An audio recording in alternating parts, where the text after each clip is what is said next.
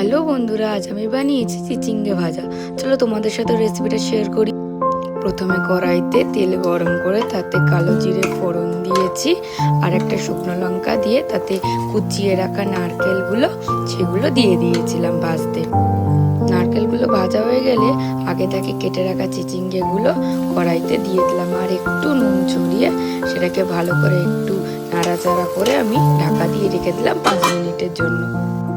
5 minute পর ঢাকা খুলে তাতে একটুখানি হলুদ ছড়িয়ে আবার আমি নেড়ে চেড়ে ঢাকা দিয়ে রেখে দিলাম। ঢাকনা খুলে মোটামুটি দেখলাম যে আমার চিচিঙ্গেটা হয়ে এসেছে। সেটাকে আর একটু ভালো করে নেড়ে চেড়ে তাতে অল্প করে একটু চিনি ছড়িয়ে আরও একবার নাড়াচাড়া করে নিলাম।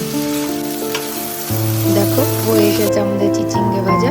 এরপরে অল্প একটু পোস্ত ছড়িয়ে সেটাকে আর একবার নাড়িয়ে বাটিতে সার্ভ করে নিলাম। ওপর দিয়ে নারকেল কুচি ছড়ালেই রেডি আমাদের চিচিঙ্গে ভাজা।